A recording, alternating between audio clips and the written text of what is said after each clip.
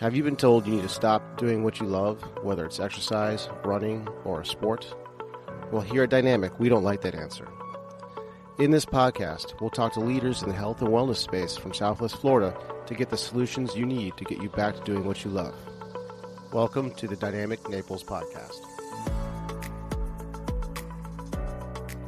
What's going on in Southwest Florida? Today I want to talk about cold water immersion, aka ice baths or cold plunges, whatever you want to call it. What's all the hype? Why do I love it? And some of the do's and don'ts around it. So I first came to know about doing the ice bath about a year and a half ago, where we had a seminar at my clinic with a Wim Hof certified instructor. His name is Yuri Opendik. We'll talk a little bit more about that later. But it was a 4-hour seminar. It was incredible. It was some theory work and then some breath work for a couple hours. And then we all hopped in the ice bath for 2 to 3 minutes each, which it was funny because basically half the people there were like, yeah, I'm not getting into that ice bath today. I just want to do the breath work. And I was definitely one of them. I had never done an ice bath. I hate the cold. That's why I live in Florida. And I just pushed myself to do it and found that I absolutely loved it. So I'm going to first just talk about, just touch on why I still do it. Because I do it, I was doing it on the weekly for a while. I've dropped down to basically monthly. I still it's mostly because of convenience. It's kind of a bit of a setup. Other than that, if I had an easier setup, I'd probably be doing it maybe multiple times a week. But the main reasons I do it, probably not what you're thinking. I would say number one is for some mindset stuff. Number two is resiliency, or to be anti-fragile. And number three, actually probably the most important, is it just feels so good. So I'll dive into that a little more later. But there is some science behind some of the benefits that I'm just going to touch on. This is by no means an exhaustive list. If you want something really technical and really sciencey, you can check out Andrew Huberman. He's done podcasts and write-ups on this. I'm going to touch on some of the bigger points. So one of the things it does do is it helps convert white fat into brown fat, or beige fat, they can call it too. So white fat's kind of the fat you want to get rid of. Brown fat is more active. It's metabolically active because it has mitochondria in it. So those are our powerhouse cells, so the things that produce energy. So because it can convert that, it basically can lead to some weight loss. Now, I'll tell you, even when I was doing it on the weekly, I don't think I saw a huge difference in, weight loss. I think maybe if you're doing it daily, it might be significant enough to cause some weight loss. The other thing it does is it helps boost the immune system. So this kind of goes into what's called hormesis. I've touched on hormesis before. It basically just means what doesn't kill you makes you stronger. And in a way, I kind of think of it as it restores our immune system. It's probably a better way to put it, because the comfort of modern day life has led to a place where the immune system doesn't have to work that much. Particularly when it comes to temperature, right? So most of us live in a very tightly controlled environment, 72 to 75 degrees or something like that. It gets to 77, 78. It's like, it's getting warm in the house. Turn on the AC or turn up the AC. It gets down to 70. It's like, it's getting chilly. Put on a long sleeve. That's how a lot of us live. And because of that, that's such a tight window. We don't expose our bodies to any kind of extremes, unless you seek it out. And then if you go up to, say you live in Florida and you go up to the north for the winter, for the holidays, and you just haven't been in 30-degree weather or whatever it is, you're going to tend to get sick because the immune system is just not ready for it. So there is science behind how this happens, but the short of it is doing this exposes you to temperatures that you probably haven't been exposed to in a while, and kind of gets us back to sort of our ancestral roots, basically, and kind of restores immune system function. The other thing, too, is the autonomic nervous system. This stuff is pretty interesting. So the autonomic nervous system is the system it's the unaware system. It's like breathing and blinking and, the organ function, basically, things that you don't have, very strong active control over. Well, with enough of this type of training, you can actually start to gain control of your autonomic nervous system. This certainly has overlap with what I was talking about with the immune system. So they've done studies on this. This guy Wim Hof, who has really sort of popularized the sort of breathing and ice bath thing, he's been doing it for a long time, and he's done all kinds of crazy things like run a half marathon barefoot in the ice, and he can sit in an ice bath for 2 hours, swims underneath frozen lakes. So they call him the Iceman. Anyways, he they've like measured his blood levels, his gases basically, before getting it like at normal, and then like a minute or so before getting into an ice bath. So his mental preparation, they showed a difference in his blood gases. Basically, his mind is starting to control his autonomic nervous system, which is pretty wild. So those are some of the bigger reasons around the science aspect, at least, of why to do an ice bath. Okay, let me get into sort of how to do it if you want to do it. Also, what not to do. So the first thing is time. So the usual recommended dose is about 2 minutes. You can certainly do more. I've gone up to 10 minutes myself, but it seems to not really matter as long as you do at least a minute. Because if you just stick your hand in like an ice bath for 10 seconds or something like that, you'll see it just turns pale, right? But after a while, you get this sort of rebound effect. It'll go white and then it'll turn red again. So you're getting this response from your cardiovascular system. So basically, cold will make your vessels constrict, and then as a response, that's a normal protective response, right? So say you submerge your body in ice, it's like, oh, this is a threat, constrict, push the blood from my extremities towards my core to protect my vital organs. That's the natural response to the cardiovascular system. But once the system realizes, okay, nothing bad's happening, then it has this rebound effect, and then blood restores, and then you go into vasodilation. So that has a lot of positive benefits on your cardiovascular system. Anyways, my point being is that you only really need to do it for about 2 minutes. And you can go, you got to kind of use judgment. There's a point, I'll tell you, when you get into the ice bath, it doesn't ever get easier, by the way. The first few seconds is always difficult. And then there's a sort of settling into it phase, which is all about catching your breath, really, and nasal breathing. And then you go into it, and then you start to get comfortable. And that's usually a good spot to say that's enough. If you turn it into sort of a contest, or your ego gets in the way, and you want to do 20 minutes or something like that, you can put yourself into not the best position. So use good judgment. It's not a contest. So usually 2 to 3 minutes is plenty for most people. Temperature, I've done it usually in between 40 to 50 degrees. I'll tell you, 50 degrees, the time I did it for 10 minutes, it was around 50. If it's at 40 degrees, it's hard to get through too. So somewhere in that ballpark, maybe 45 is a good starting point.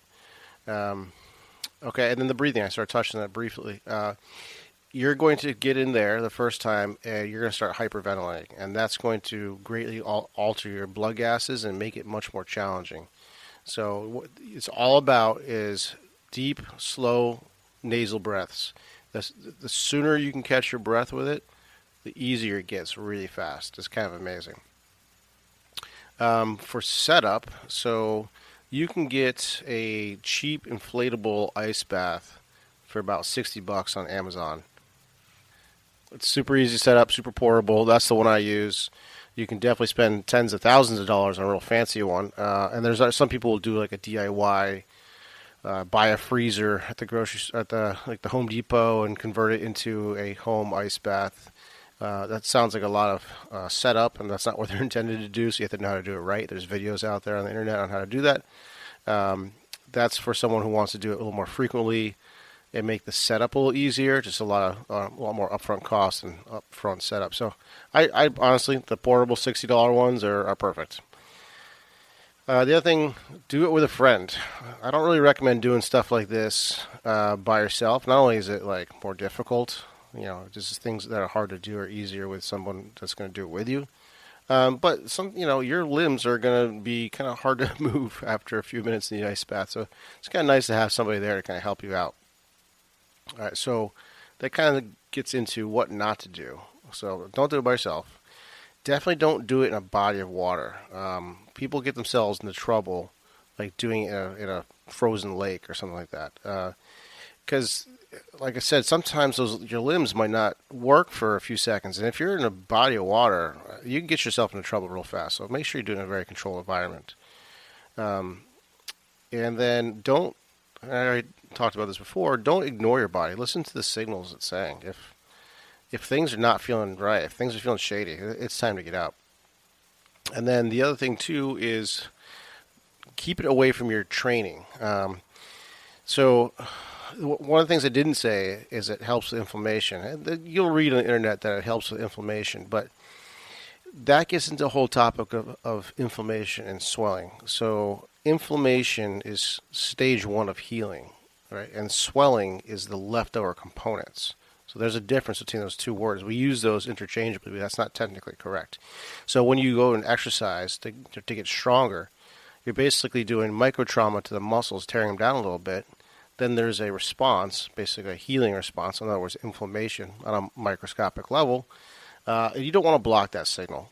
So I don't recommend the ice bath for inflammation. That's not why I use it. So there's a lot of different recommendations seen anywhere between 2 to 6 hours. You want to, if you just had an intense workout, give it at least somewhere in that 2 to 6 hour window. There's no hard evidence on that, but a 2 to 6 hour window of avoiding an ice bath. All right, because you'll basically reduce any kind of gain that you'd get out of exercising. So yeah, let me get back into why I personally like to do it. Mindset is one of the big ones. So it's hard. It's a hard task to do, and I think there's a lot of value of pushing yourself past something, out of your comfort zone.